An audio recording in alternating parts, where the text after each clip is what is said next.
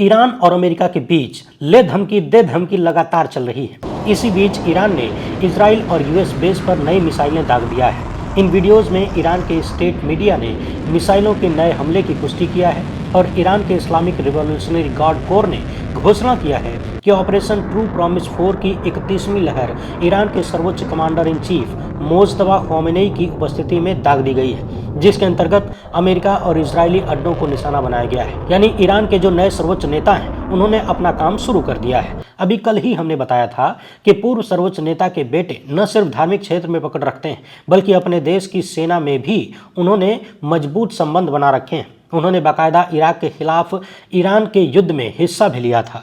आज इस वीडियो में हम 3-4 महत्वपूर्ण मुद्दों पर बात करेंगे। सबसे पहले तो ये कि क्या ईरान पर हमला करने का ट्रंप और नेतन्याहू का जो टारगेट था वो पूरा हो चुका है। आप सोच रहे होंगे कि ईरान तो घुटने नहीं टेका है, न ही तख्ता पलट हुआ है, तो भला ट्रंप का टारगेट कैसे पूरा हो गया। यही वो पॉइंट है जिस पर हमने युद्ध शुरू होते ही चर्चा किया था। आज एक बार फिर से इसको समझना जरूरी है, क्योंकि ये युद्ध वाला खेल किसी भी तरह की हार जीत के लिए था ही नहीं।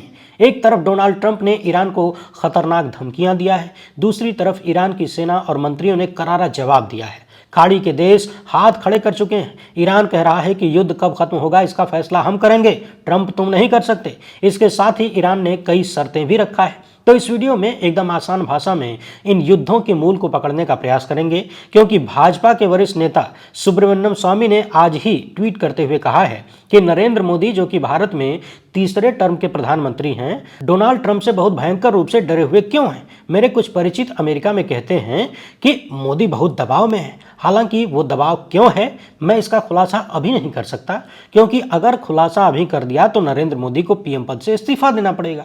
यानी सुब्रमण्यम स्वामी का दावा है कि मोदी ट्रंप से बहुत डरे हुए हैं, दबाव में हैं, इनकी कमजोर नसें ट्रंप ने दबा रखा है, लेकिन डर का कारण बता दिया तो मोदी को कुर्सी छोड़नी पड़ जाएगी। बहरहाल युद्ध की तमाम खबरों के बीच पता चला है कि डोनाल्ड ट्रंप ने रूस के राष्ट्रपति पुतिन से बात किया। बातचीत में क्या हुआ उसे जानने से पहले ये सुनिए कि हाल ही में ट्रंप ने कहा था कि ईरान के खिलाफ युद्ध जल्द ही खत्म हो सकता है। अब ट्रंप का इतना कहना भर था कि दुनिया भर में शेयर मार्केट फिर से सकारात्मक रास्ते पर चल पड़े, तेल की कीमतों में भारी गिरावट आ गई, वरना अब तक तेल लगभग $120 प्रति बैरल तक पहुंच चुका था, लेकिन खबरों के अनुसार अब $90 से नीचे आ रहा है।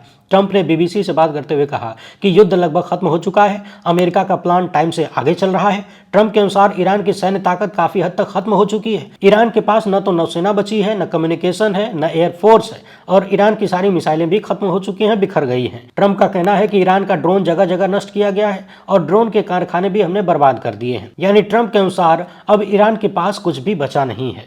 जब ट्रंप से पूछा गया कि क्या युद्ध जल्द ही खत्म हो सकता है, तो उन्होंने जवाब दिया कि हमारा ईरान ऑपरेशन जल्द ही खत्म हो जाएगा, लेकिन इस हफ्ते तो खत्म नहीं होगा। वहीं एक पत्रकार से बात करते हुए ट्रंप ने यह भी कह दिया कि हम भी चाहते हैं कि युद्ध जल्दी खत्म हो जाए। ट्रंप का दावा है कि अमेरिका इस युद्ध में बहुत आगे है, लेकिन आगे क्या करना है ये ट्रंप के दिमाग में है और किसी के दिमाग में नहीं है। यानी ट्रंप ये बताने की कोशिश कर रहे हैं कि युद्ध का क्या करना है, आगे दुनिया किस रास्ते पर जाएगी, इसका फैसला ट्रंप ही कर सकते हैं और कोई नहीं।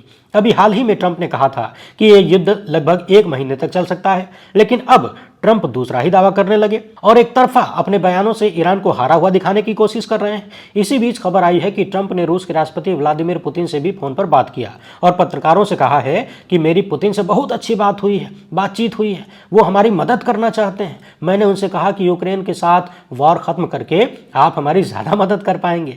अब आप दर्शकों के मन में आ रहा होगा कि एक तरफ ईरान लगातार मिसाइल पे मिसाइल दागे जा रहा है, दूसरी तरफ ट्रंप कह रहे हैं कि ईरान के पास कुछ बचा ही नहीं है। एक तरफ ईरान लगातार धमकियां दे रहा है कि तुमको तेल के लिए तरसा देंगे और दुनिया को तरसा देंगे, दूसरी तरफ ट्रंप कह रहे हैं कि ईरान की सेना खत्म हो चुकी है। तो पूरा मसला क्या है, पहले इस मसले को समझ लीजिए, इसके बाद ट्रंप की नई धमकी और ईरान के तगड़े पलटवार की चर्चा करेंगे। आपको याद होगा 28 फरवरी को जब ईरान पर अमेरिका और इजराइल ने हमला किया, उसके तुरंत बाद मैंने एक वीडियो में विस्तार से बताया था कि कैसे अमेरिका में जो रिपब्लिकन पार्टी है उसका संबंध हथियार बनाने वाली बड़ी बड़ी कंपनियों से।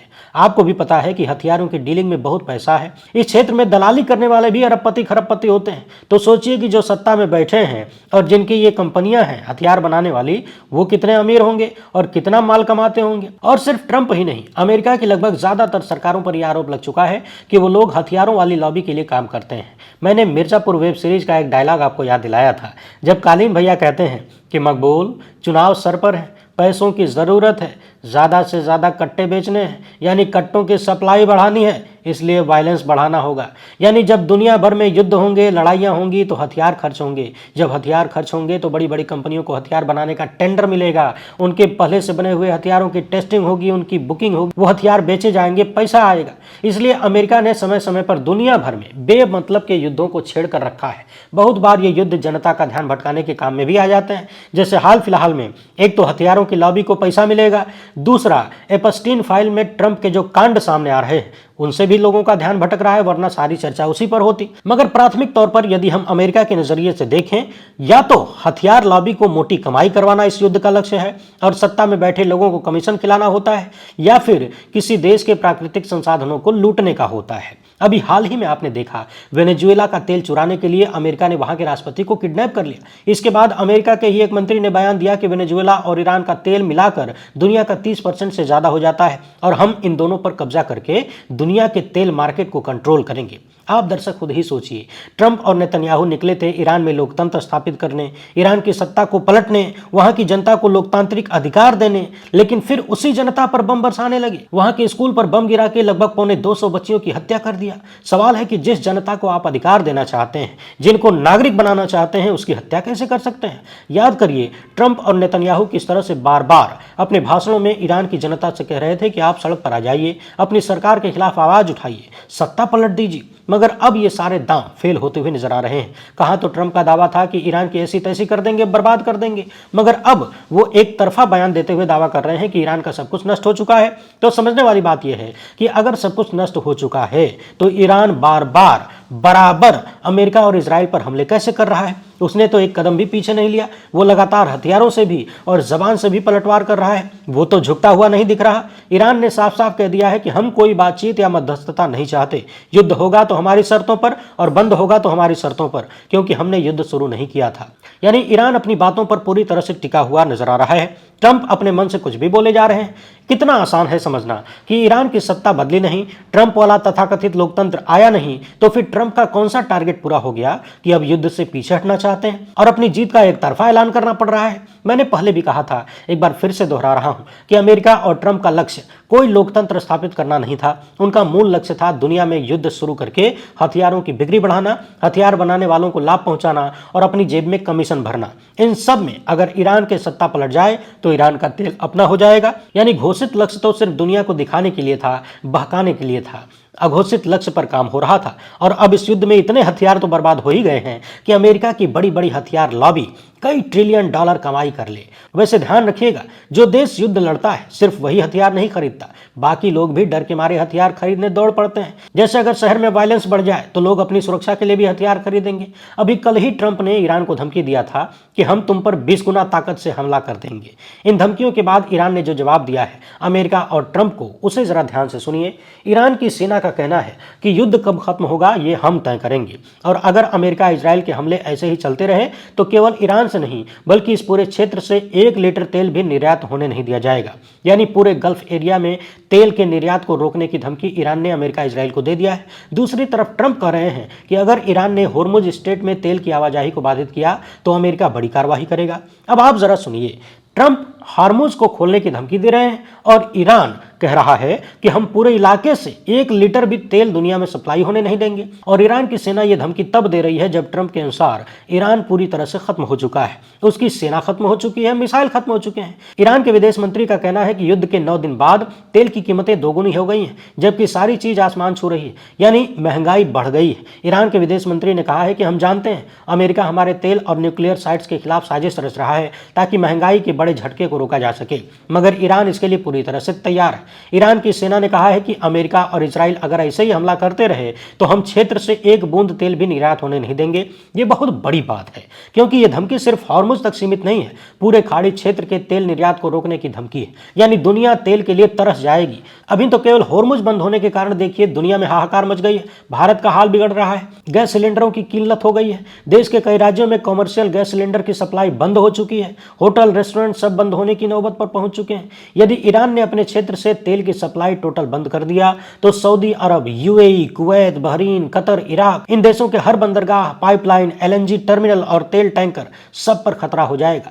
याद करिए 1980 के दौर में टैंकर युद्ध शुरू हुआ था, लेकिन तब केवल कुछ टैंकरों पर हमले हुए थे। लेकिन अभी पूरे खाड़ी ऊर्जा तंत्र को ही बंद करने की धमकी दिया जा रहा है ईरान द्वारा।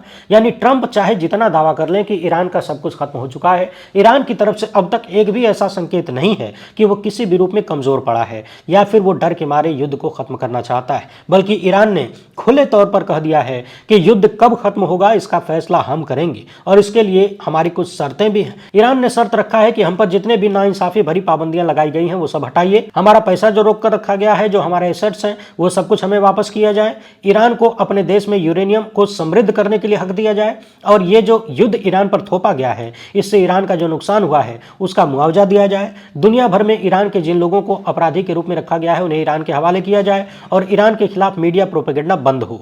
अगली शर्त है कि लेबनान में हिजबुल्लाह और यमन में अंसार अल्लाह पर कोई भी हमला न किया जाए और मिडिल ईस्ट में मौजूद अमेरिका के सैनिक ठिकाने खत्म कर दिए जाएं।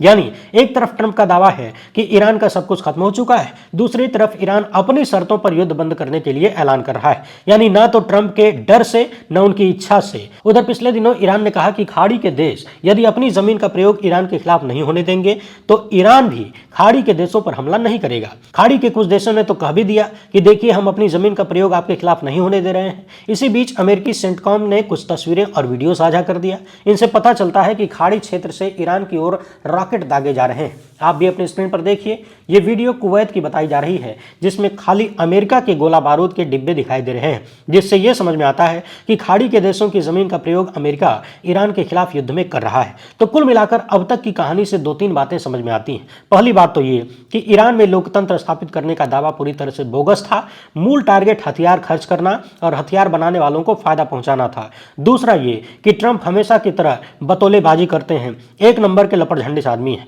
यह आदमी पूरी दुनिया और इंसानियत के लिए खतरनाक है। सिर्फ अपने फायदे के लिए और अपनों के लाभ के लिए इसने सैकड़ों जिंदगियां खत्म करवा दिया, लाखों का जीवन तबाह करवा दिया, पूरी दुनिया में उथल पुथल मचा दिया और कभी भी कुछ भी बोल सकते हैं। ये इनकी जबान पर इनका ही कंट्रोल नहीं है। इस युद्ध ने यह भी साबित कर दिया कि तमाम तथाकथित मजबूत देश की पाबंदियों के बावजूद एक देश अपनी हिम्मत से अपना लोहा दुनिया को मनवा सकता है। और इसी युद्ध ने यह भी साबित कर दिया कि भाषणों में 56 इंच की छाती बताना और असल में 56 इंच की छाती दिखाना दोनों अलग अलग चीज है। पिछले 10 दिन में एक बार फिर से यह साबित हो गया है कि भारत के महामानव निहायत ही डरपोक और कायर व्यक्ति हैं। अपने एक पुराने मित्र देश के मुखिया की हत्या पर भी एक शब्द नहीं बोल पाए। अपने मेहमानों पर हमला हुआ, 100 से ज्यादा निहत्थे सैनिक मार दिए गए, इस पर भी 56 इंच वालों की जबान नहीं खुली। यानी लगभग 9-10 दिन के इस युद्ध में बहुत सारी चीज सीखने को मिली है और देश की जनता के लिए सीख ये है, यानी आपके लिए सीख ये है कि ऐसे व्यक्ति को मुखिया चुनिए जिसकी कोई फाइल दुनिया के बदमाश देशों के पास ना हो।